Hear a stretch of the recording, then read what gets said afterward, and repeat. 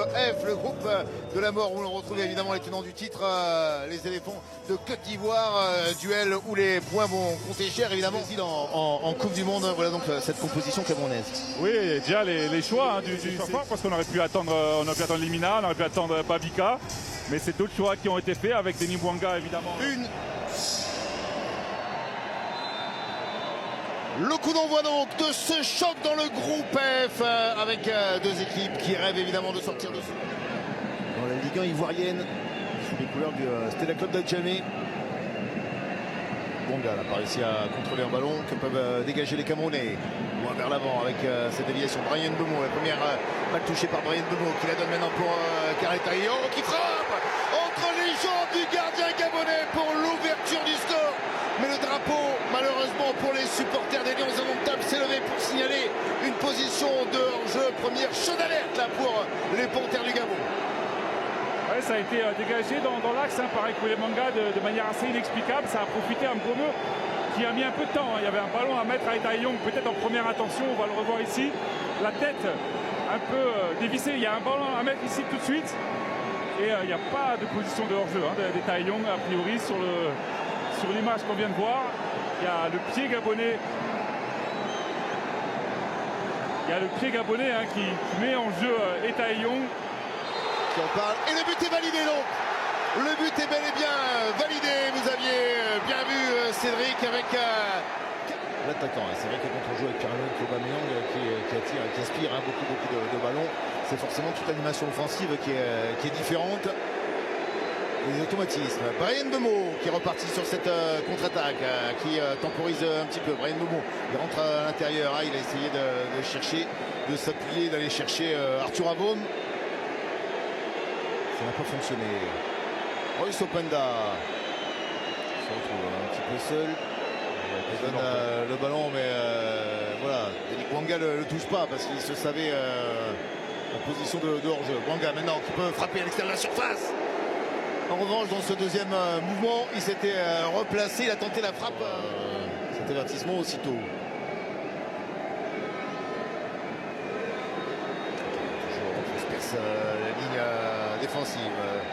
Ça sera repoussé cette fois avec les récupérations. Toujours pour aller servir dans le couloir. Chamadeux qui peut la redonner pour une frappe qui va passer. Poste de piston, Mario Lemina sur la puissance qui essaie de résister, le joueur de Galatasaray. Il a été dépossédé du ballon par Namazo qui se retourne. Mario Lemina toujours qui essaie de faire une faute. Namazo il s'est retourné, Namazo qui donne le ballon devant lui maintenant en surprenant malheureusement un petit peu son partenaire qui l'a pris à contre-pied. Chamadeux pour un centre qui revient encore une fois. Daniel Namazo, la frappe de l'extérieur de la surface, elle est repoussée. Dans un poste plutôt défensif, il faut qu'il se mette un petit peu au diapason parce qu'on a un monsieur Amin Omar qui siffle pas. Camerounais est entré sur la pelouse pour venir aux soins de Carlos Baleba qui est allongé ainsi dans la surface de réparation.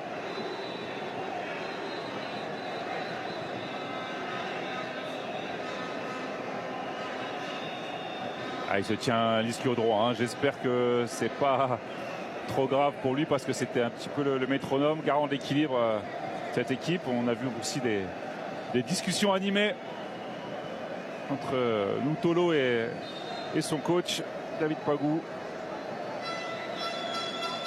Baleba est sorti pour se faire soigner. L'arbitre autorise les Gabonais à jouer le corner avec ce ballon qui était vide.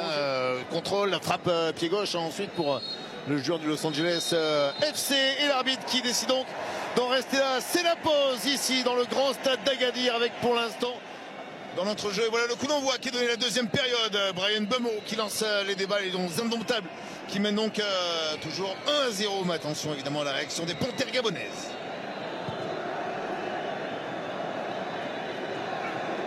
La récupération qui peut décaler sur le côté, la frappe, l'énormissime frappe. On avait choisi la prise entre le jeu, ce numéro 14 puisqu'on le voit se projeter, faire vraiment du box to box et très généreux en tout cas dans ses efforts. Ouais, j'aimerais bien qu'il soit un peu plus dans la maîtrise technique, dans la construction, mais c'est vrai qu'avec ses courses il provoque des choses, c'est indéniable. Ouais, ce serait peut-être bien aussi que Taeyong il fasse les mêmes appels que ce compère d'attaque Bemo.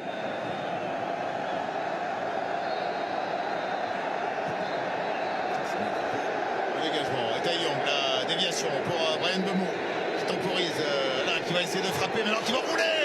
Ce sera le gardien gabonais qui va s'imposer, Loïs Baba là, qui... Dégagement, une déviation derrière, regardez, hein, il profite de l'appel des Taeyong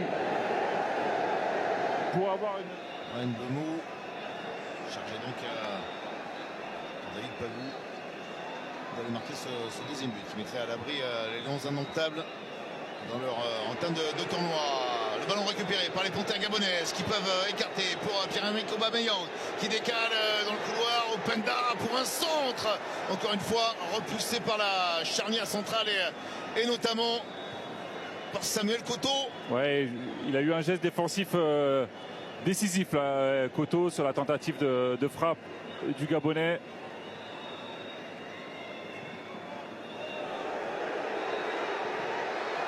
Ouais, nouveau face à face que va gagner David Sepassi, gardien camerounais. Regardez hein, l'appel, il rentre intérieur, il n'est pas en position d'hors-jeu. Je pense qu'il y a Koto qui couvre au milieu. Cette passe elle est magnifique, mais derrière il doit sans doute centrer. Après il est face au gardien, hein, pas forcément lui reprocher.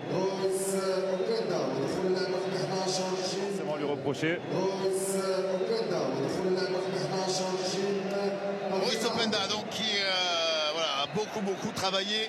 Il les tire plutôt bien avec sa patte gauche. Il lève le bras, Bryan Bemo. C'est le premier poteau pour ce coup de tête claqué par Franck Magri qui voit la transition. Littéralement ce ballon, regardez hein, l'appel du numéro 9, il est tout seul et elle est un petit peu contrée. Hein, c'est ce qui fait que ce ballon touche la transversale, sinon c'était assurément cadré. Oui, effleuré. Et heureusement qu'il y a Jacques Aikomi hein, qui dévie. Premier poteau bien claqué par Franck Magri. Nouvelle tentative peut-être. Cette fois il a cherché à l'opposé, la tête croisée.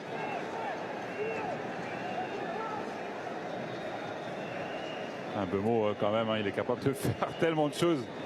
Les coups de pied arrêtés, la profondeur, les retours défensifs. Bon là, voilà, et l'avertissement, mais quand même en termes d'état d'esprit, hein, c'est remarquable. Il n'y a pas faute. Et ça en est donc terminé. C'est sifflé par l'arbitre égyptien qui décide qu'on en reste là. Et donc cette victoire des Lions indomptables qui s'impose dans leur entame de ce tournoi 1-0 face au